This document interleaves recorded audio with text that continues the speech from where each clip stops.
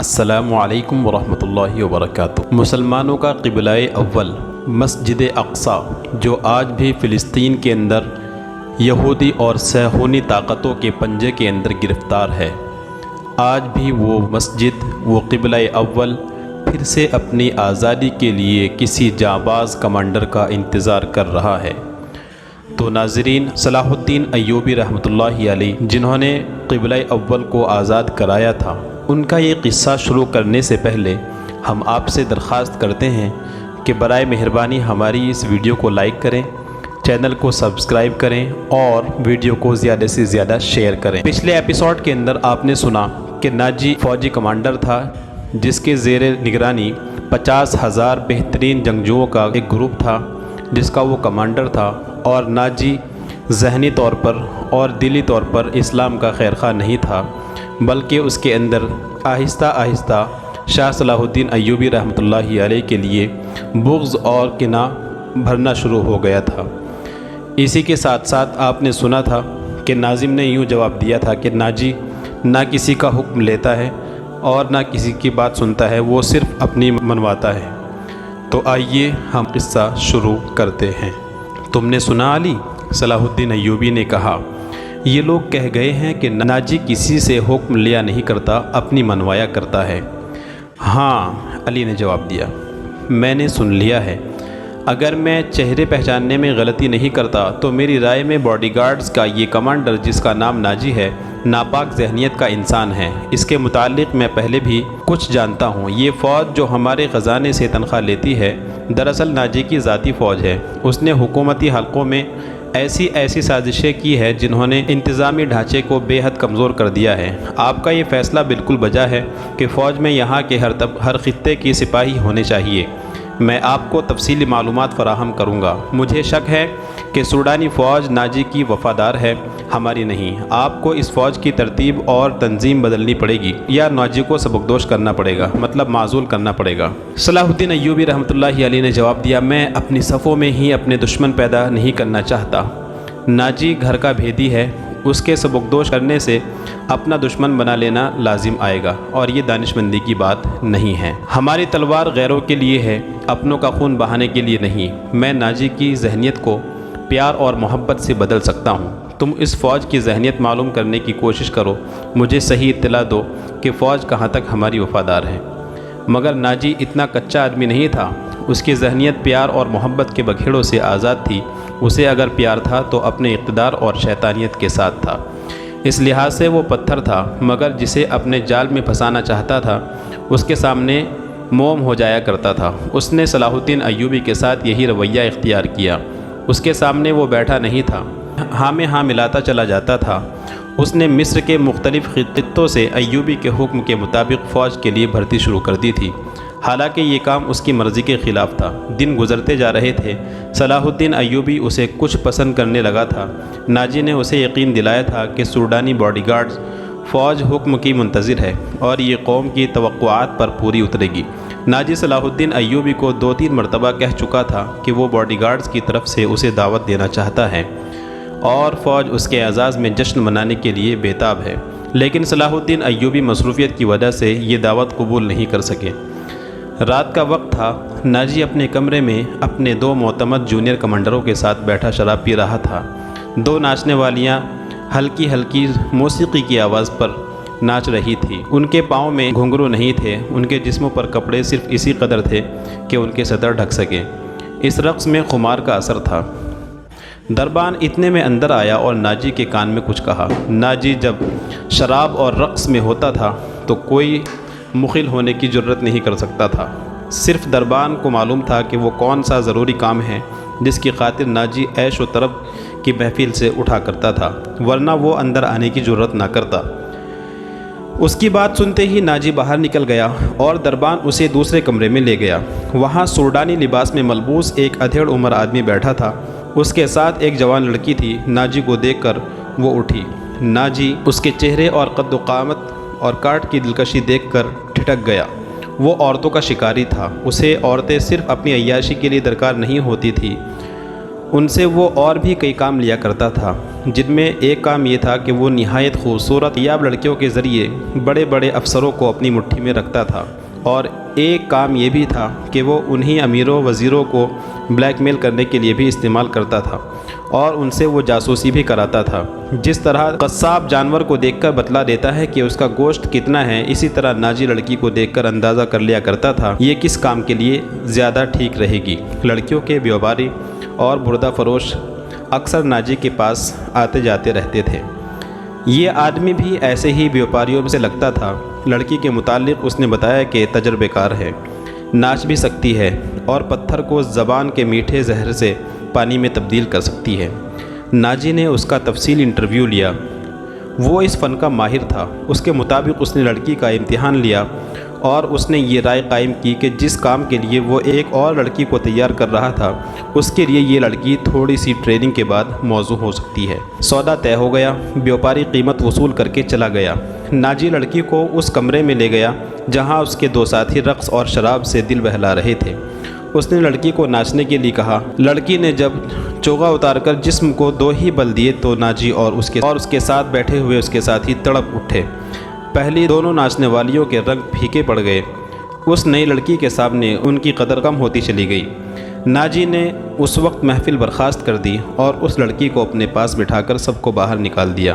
لڑکی سے نام پوچھا تو اس نے زکوئی بتایا۔ ناجی نے اسے کہا، زکوئی تمہیں یہاں لانے والے نے بتایا تھا کہ تم پتھر کو پانی میں تبدیل کر سکتی ہو۔ میں تمہارا یہ کمال دیکھنا چاہتا ہوں۔ وہ پتھر کون ہے؟ زکوئی نے پوچھا۔ نیا امیر مصر، ناجی نے جواب دیا۔ وہ سالار اعظم بھی ہے، صلاح الدین ایوبی، زکوئی نے پوچھا۔ ہاں صلاح الدین ایوبی، ناجی نے کہا۔ اگر تم اسے پانی میں تبدیل کر دو تو اس کے وزن جتنا سونا تمہارے قدموں میں رکھ دوں گا۔ وہ شراب تو پیتا ہوگا؟ زکوئی نے پوچھا۔ ناجی نے جواب دیا، نہیں، شراب، عورت، ناچ گانے اور تفریح سے وہ اتنی ہی نفرت کرتا ہے جتنی ہر مسلمان خنزیر سے کرتا ہے۔ میں نے سنا تھا کہ آپ کے پاس لڑکیوں کا ایسا طلسم ہے جو نیل کی روانی کو روک لیتا ہے۔ زکوئی نے کہا، کیا وہ طلسم بیکار ہو گیا ہے؟ میں نے ابھی آزمایا نہیں، ناجی نے کہا۔ یہ کام تم کر سکتی ہو۔ میں صلاح الدین ایوبی کی عادتوں کے متعلق تمہیں بہت کچھ بتاؤں گا۔ کیا آپ اسے زہر دینا چاہتے ہیں؟ زکوئی نے پوچھا۔ ابھی نہیں، ناجی نے جواب دیا۔ میری اس کے ساتھ کوئی دشمنی نہیں، میں صرف یہ چاہتا ہوں کہ وہ ایک بار کسی تم جیسی لڑکی کے جال میں پھنس جائے، پھر میں اسے اپنے پاس بٹھا کر شراب پلاؤں۔ اگر اسے قتل کرنا مقصود ہوتا تو میں یہ کام حشیشین سے نہایت آسانی سے کرا سکتا تھا۔ یعنی آپ اس کے ساتھ دشمنی نہیں، دوستی کرنا چاہتے ہو؟ زکوئی نے کہا۔ اتنا برجستہ جملہ سن کر ناجی چند لمحے کے لیے اس لڑکی کو دیکھتا رہ گیا۔ وہ اس کی توقع سے زیادہ ذہین تھی۔ ہاں زکوئی، ناجی نے اس کے ملائم بالوں پر ہاتھ پھیرتے ہوئے کہا، میں اس کے ساتھ دوستی کرنا چاہتا ہوں، ایسی دوستی کہ وہ میرا ہم نوالا اور ہم پیالہ بن جائے۔ لیکن میں تمہیں یہ بھی بتا دینا ضروری سمجھتا ہوں کہ ایک جادو صلاح الدین ایوبی کے ہاتھ میں بھی ہے۔ اگر تمہارے حسن اور ناز و انداز پر اس کا جادو چل گیا تو میں تمہیں زندہ نہیں رہنے دوں گا۔ اگر تم نے مجھے دھوکہ دیا تو تم ایک دن سے زیادہ زندہ نہیں رہ سکو گی۔ صلاح الدین ایوبی تمہیں موت سے بھی نہیں بچا سکے گا۔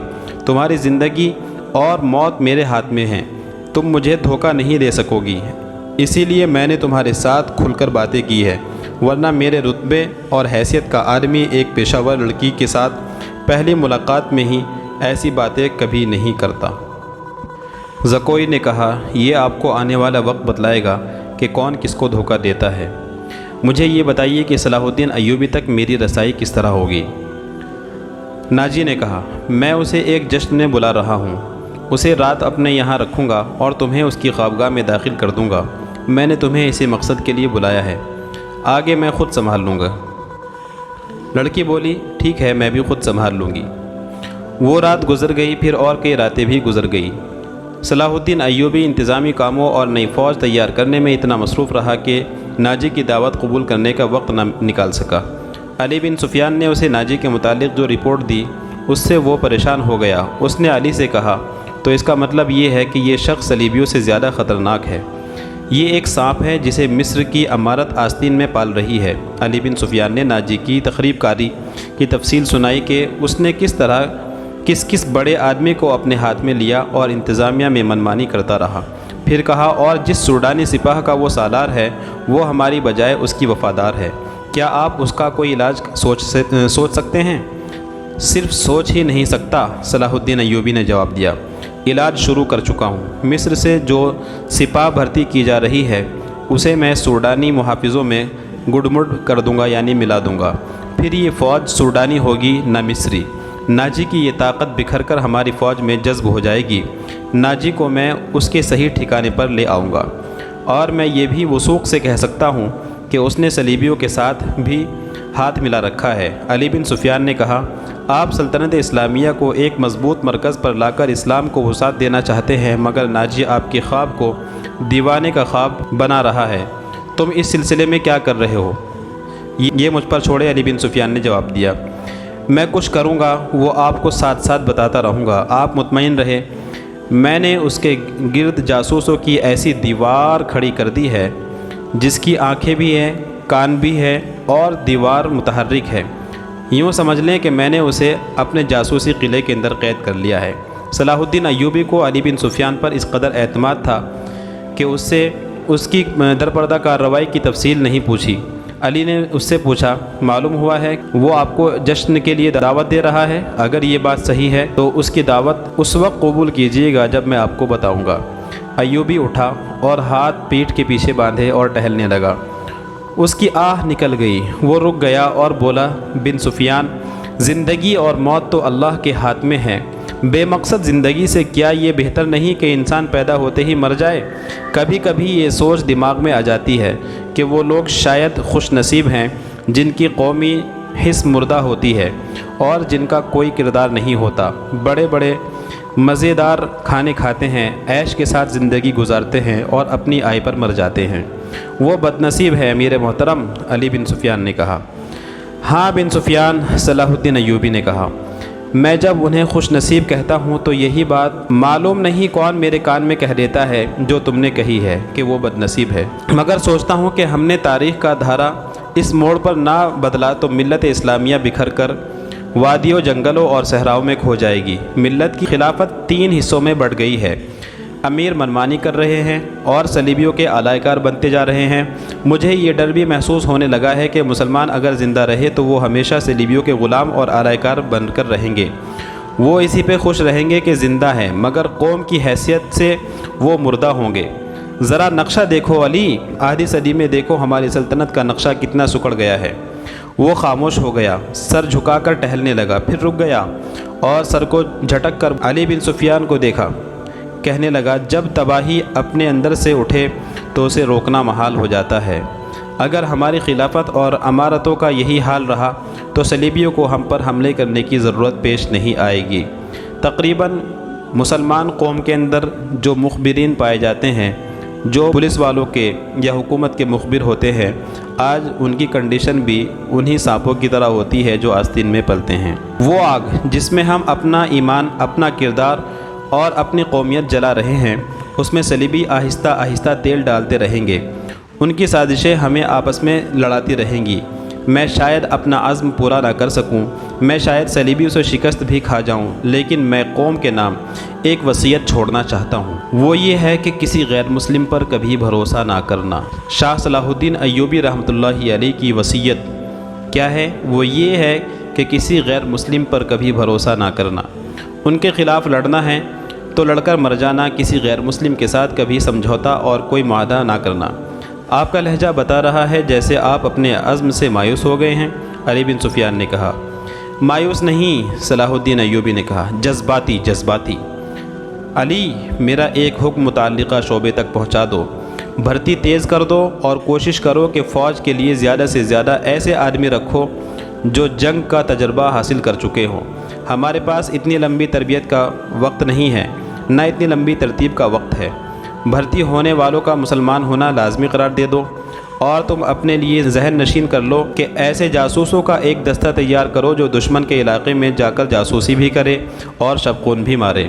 جابازوں کا دستہ ہوگا، انہیں خصوصی تربیت دو، ان میں یہ صفات پیدا کرو کہ اونٹ کی طرح زیادہ سے زیادہ عرصے پیاس برداشت کر سکے، ان کی نظریں عقاب کی طرح تیز ہوں ان میں صحرائی لومڑی کی مکاری ہو اور وہ دشمن پر چیتے کی طرح جھپٹنے کی مہارت، دلیری اور طاقت کے مالک ہو، ان میں شراب، حشیش وغیرہ کی عادت نہ ہو، نشہ نہ کرتے ہو اور عورت کے لیے وہ برف کی طرح ایک کھڑی دیوار ہو۔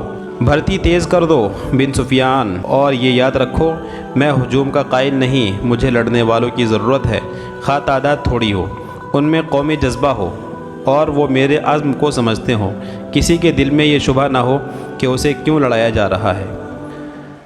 اگلے 10 دنوں میں ہزارہا تربیت یافتہ سپاہی امارت مصر کی فوج میں آ گئے اور ان 10 دنوں میں ناجی نے زکوئی کو ٹریننگ دے کر تیار کر دیا۔ وہ صلاح الدین ایوبی کو کون سے طریقے سے اپنے حسن کے جال میں پھنسائے گی، اس کی شخصیت اور اس کے کردار کو کمزور کر سکتی ہے۔ ناجی کے ہمراز دوستوں نے زکوئی کو دیکھا تو انہوں نے بلا خوف تردد کہا کہ اس لڑکی کو مصر کے فرعون دیکھ لیتے تو خدائی کے دعوے سے دستبردار ہو جاتے۔ ادھر ناجی کا بھی اپنا ایک جاسوسی نظام تھا، بہت تیز اور دلیر۔ وہ معلوم کر چکا تھا کہ علی بن سفیان صلاح الدین ایوبی کا ایک خاص مشیر ہے اور عرب کا معنی ہوا سراغ رساں، یعنی ایک بہت بڑا جاسوس ہے۔ اس نے علی کے پیچھے اپنے جاسوس چھوڑ دیے تھے اور اس کو قتل کرانے کی پوری تیاری کر لی تھی۔ تو ناظرین، آنے والے ایپیسوڈ کے اندر ہم آپ کو بتائیں گے کہ علی بن سفیان کے ساتھ ناجی کے جاسوسوں نے کس طرح سے کیا کارروائی کی اور علی بن سفیان کو کن امتحانات کا سامنا کرنا پڑا۔ اگر آپ کو ہماری ویڈیوز پسند آئے تو برائے مہربانی لائک کیجئے، شیئر کیجئے اور ہمارے چینل کو اپنے دوستوں تک پہنچائیے۔ دیجیے ہمیں اجازت، ملتے ہیں پھر نئے ایپیسوڈ کے ساتھ۔ السلام علیکم ورحمۃ اللہ وبرکاتہ۔